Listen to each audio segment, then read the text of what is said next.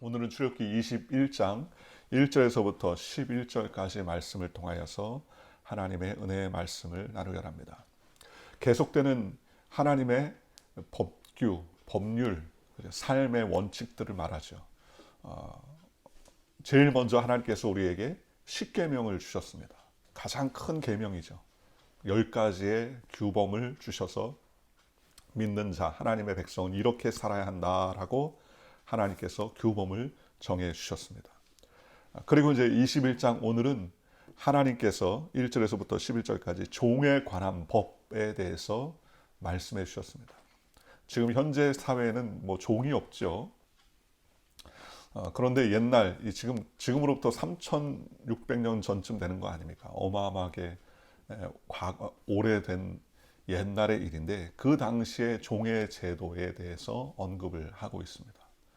종이 되는 것은 좋지 않죠. 누구나 다 종이 되는 것을 원하는 사람은 없을 것입니다.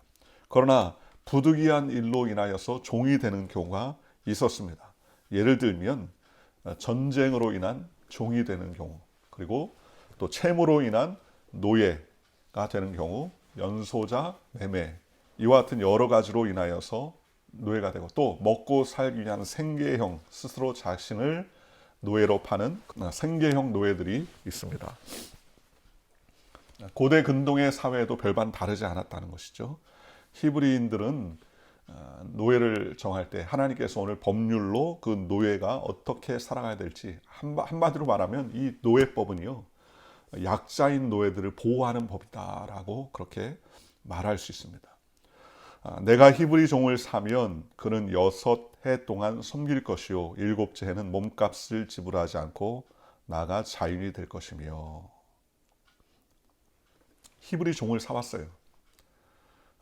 주인에게 있어서는 종 개념이 지금은 그렇지 않지만 옛날에는 그것이 재산입니다. 재산. 그러니 값을 주고 사오는 것이죠. 앞서 언급했던 것처럼 삶의 근간이 어려운 사람은 자신을 종으로 팔아서 삶을 영위하기도 하는 그러한 생계형 종들도 있었지 않습니까? 어쨌든 내가 히브리 종을 사면 그는 6해 동안을 섬길 것이요. 그러니까 6년 동안 일하고 7년째는 어떻게 하라? 7년째는 몸값을 지불하지 않고 나가 자유이 될 것이며 그랬습니다. 즉 남에게 종이 되면 6년 동안 일하고 7년째는 나갈 수 있는 거예요. 어느 나라 어느 법에도 이런 법이 없습니다. 그죠? 굉장히 파격적인 법이죠. 어떻게 보면 종의 인권을 존중하는 법이라고 말할 수 있습니다. 3절에 만일 그가 단신으로 나왔으면 단신으로 나갈 것이요 장가 들었으면 그의 아내도 그와 함께 가려니와 했습니다. 혼자 왔습니다. 혼자 팔려왔어요. 그러면 7년째 되는 날 단신으로 나갈 것이요. 단신이란 말이 혼자죠. 그 몸 자체 혼자가 나갈 것이요. 장가 들었으면 그의 아내도 그와 함께 나가려니와. 결혼해서 장가 들었으면 7년째 되는 날 그 아내와 함께 나가게 될 것입니다. 그런데 4절에 보니까 만일 상전이 그에게 아내를 주어 그의 아내가 아들이나 딸을 낳았으면 그의 아내와 그의 자식은 상전에게 속할 것이요 그는 단신으로 나갈 것이로되. 상전이 종에게 아내를 줬다.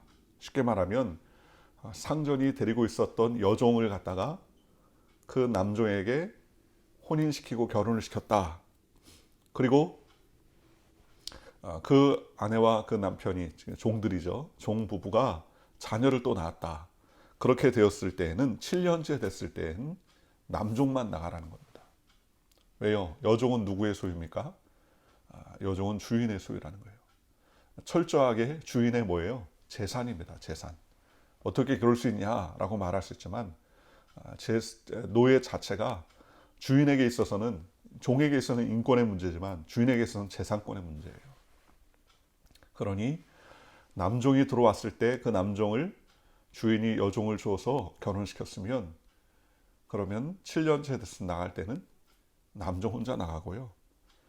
그리고 5절에 보니까 만일 종이 분명히 말하기를 내가 상전과 내 처자를 사랑하니 나가서 자인이 되지 않겠노라 하면 상전이 그를 데리고 재판장이라고 할 것이요 또 그를 문이나 문설주 앞으로 데리고 와서 그것에다가 송곳으로 그의 귀를 뚫을 것이라.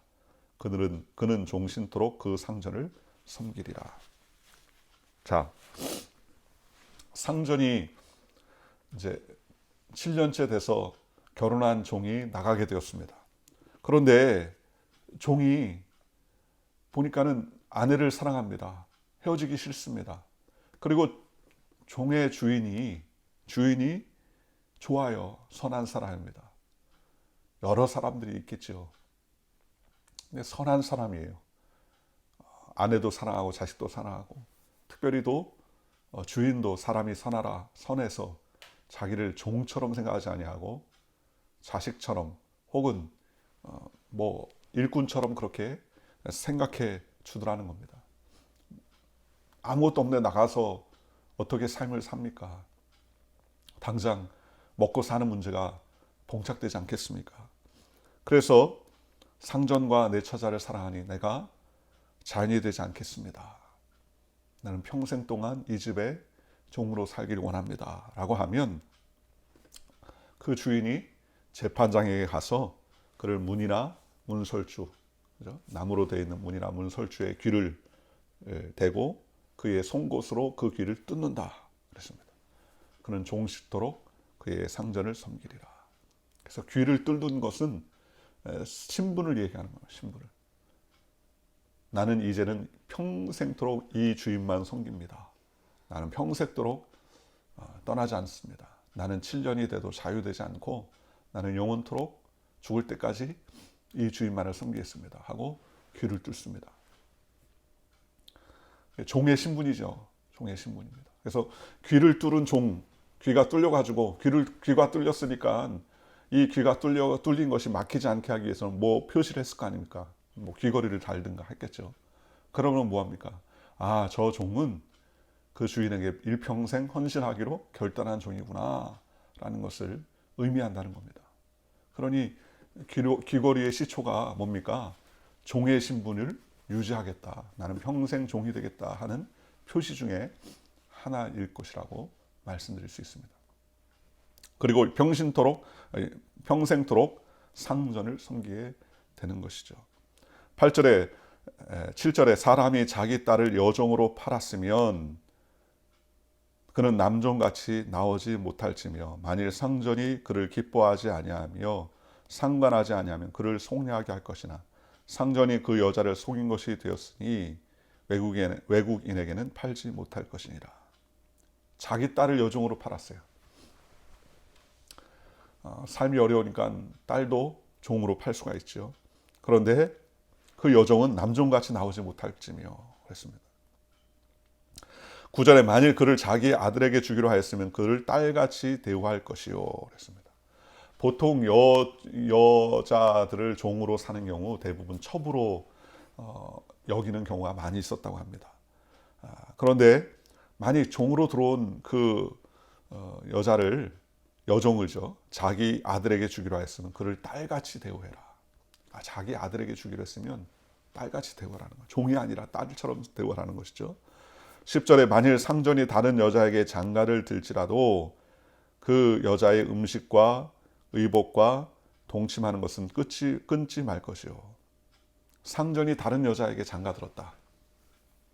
여종이 첩인데 다른 여자에게 장가 들었다면 그렇다면 여자의 음식과 의복과 동침하는 것은 끊지 말 것이라는 거예요. 즉 어떻게 하라? 대우하라는 거예요. 최소한의 대우를 해야 된다는 겁니다. 그리고 11절에 그가 이 세 가지를 시행하지 아니하면 여자는 속전을 내지 않고 거저 나가게 할 것이니라. 3600년 전에 있었던 하나님의 법규, 인권 법규죠. 어떻게 보면 인권적인 법규라고 말할 수 있습니다. 그런데 오늘날 현대 사회에서 눈으로 볼 때에도 상당히 파격적인 법률입니다.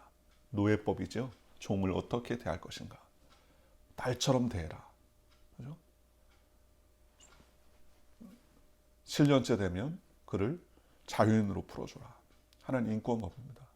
하나님은 이렇게 종들조차도 인권을 대우하고 그들이 온전히 살아갈 수 있는 완전히 짐짝이나 재산, 물건처럼 그렇게 여기지 않고 오히려 하나님의 은혜로 말미암아 그들 역시도 인권을 가지고 온전히 사람으로서 삶을 살 수 있는 최소한의 안정장치를 마련하세요. 대개 이스라엘의 그 하나님께서 주신 법률들은 하나님께서 사람들에게 최소한의 행복 추구권을 위해서 보장해 놓은 법률이라는 사실을 우리가 알 수 있습니다. 참 은혜로운 말씀이죠. 오늘날 현대 갑질하지 않습니까? 뭐 작년이나 재작년 뭐 우리나라에도 뭐 대기업 부인이 사람들 막 종으로 부리고 함부로 폭력을 휘두르고 그렇죠. 그런 일도 있지 않습니까? 땅콩 하나 제대로 까지 못했다고 그것으로 인하여서 해고당하고 이런 여러 가지 정말 갑질이라고 불려지는 그런 일들이 많이 있었던 것입니다. 드러난 일도 이런데 드러나지 않은 일들은 얼마나 더 하겠습니까? 오히려 종이라는 신분 제도 자체가 없는 이 현대 사회지만 그러나 오히려 물질적인 것으로 인하여서 존중하지 아니하고 진짜 사람을 사람답게 여기지 않은 일들이 있다면 그렇지 말아야 될 것이라는 것입니다. 오늘 하나님께서는 이와 같이 이스라엘 백성에게 종에 관한 법률을 우리에게 알려주셨습니다. 우리의 삶에 하나님을 존중하고 하나님을 높이는 그러한 삶, 우리의 삶의 전반 가운데서도 사람을 존중하고 인정하는 그러한 믿음의 법이 일어나야 될 줄로 믿습니다. 하나님이 이렇게 인간 삶에 관심을 가지고 계십니다. 작은 일 하나하나도 하나님께서 법률로 제정하셔서 사람이 무시당하거나 해를 입거나 또는 불필요하게 왕따를 당하거나 이러한 상황들이 없도록 하나님께서는 종 한 사람 한 사람도 그렇게 귀히 여기심을 우리가 알 수 있습니다.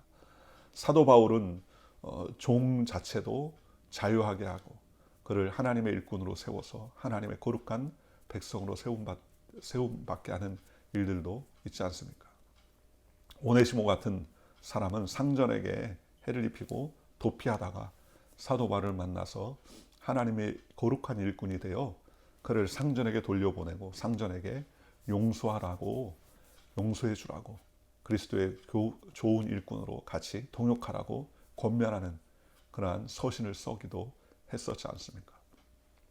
오늘 우리도 2020년을 살아가는 현대 사회에서도 서로 존중하고 사랑하며 하나님을 높이며 하나님께서 주신 귀한 법칙과 그 말씀을 따라서 순종하여 하나님을 기쁘시게 하는 저와 여러분들 되시기를 주님의 이름으로 축원합니다. 기도하겠습니다. 좋으신 아버지.